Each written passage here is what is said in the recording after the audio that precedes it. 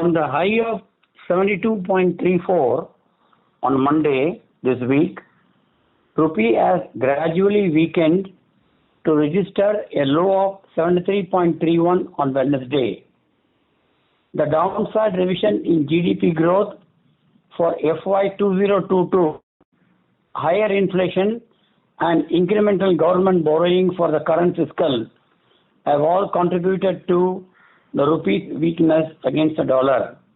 Considering an overall sober domestic economic outlook, we are reasonably sure the central bank may not allow the rupee to appreciate beyond the 72.30 level. We are looking for the rupee to be entrenched in the range between 72.50 to 73.60 with firm bias till the end of July 2021. Fitch Ratings said that the surge in COVID-19 cases in the second wave will result in a lowering of financial year 2022 GDP growth forecast. The rating agency further stated that dampening of activity from mobility restrictions will have to be reassessed to determine the impact of the virus surge on India's GDP growth. The country's GDP recorded a 1.6% growth in January to March 2021 quarter due to unlocking of the economic activity. The second wave of the virus hit the economy and the growth to be in the region of 18 to 20% growth or lower than that. For the FY 2021, the growth was contracted by 7.3%, lower than the earlier estimated 8% contraction. For the current fiscal, State Bank of India has cut the GDP growth to 7.9%. The fiscal deficit ended the previous financial year at 9.2% of GDP against 9.5% of GDP anticipated earlier due to better than expected revenue receipts. The 9.2% fiscal deficit is the highest on record for the center. Due to impact of second wave of coronavirus, the government will overshoot its fiscal deficit target of 6.8% of GDP for the current financial year.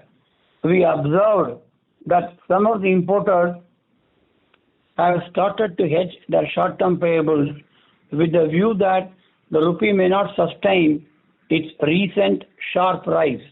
The importer covering has led the rupee to register a low of 73.31 on Wednesday. During May 2021, the rupee has appreciated by 2.2% and the domestic currency recovered by 0.63% from the opening level of 72.54 on 1st June 2021 to the closing level of the week at 72.9950. Rupee had appreciated by 2.22% against the dollar in May 2021. Rupee's depreciation can be attributed to MSCI rebalancing outflow and crude oil prices staying well above the $71 per barrel level, besides the weaker fundamentals of the domestic economy. We are awaiting the trade balance figure in May to find out the data on exports, which can determine the widening or contraction in the trade deficit.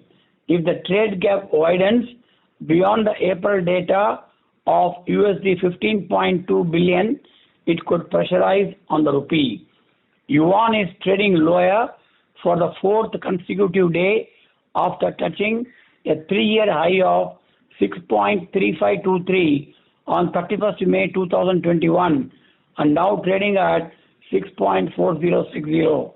China's services activity growth slowed down in May, putting a cap on currency's gains. Fed's monetary policy is scheduled on June 15 and 16. Several policymakers has maintained their stance on inflation and remarked the Fed may not raise rates until robust growth recovery. However, market players feel nervous over whether policymakers may consider tapering stimulus earlier than anticipated. The 3-month, 6-month, and 12-month USD LIBOR are quoted at an all-time low of 0.1285%, 0.1710%, and 0.2469% per annum respectively, as per the data available from 1986 onwards. RBI maintains accommodative stance, keeping all rates unchanged in their policy announcement today, and stated its resolve to continue with conducive conditions to support durable growth. RBI sees FY 2022 real GDP at 9.5%. For the second quarter of financial year 2022, the GSAT 2.0 has been increased to 1,20,000 crores. RBI projected the quarter 1 FY 2022 growth at 18.5% versus 26.2% earlier. The quarter-wise average CPI for FY 2022 is estimated at 5 to 5.10%.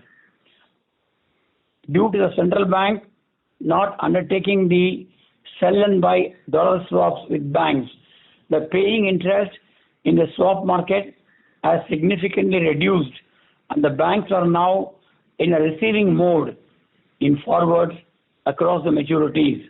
This has led to a significant fall in forwards, with the 6-month and 12-month forward dollar premium levels declined to 4.20% and 4.35% per annum respectively. The forward curve is demonstrating a steepening pattern at the medium and long end of the curve.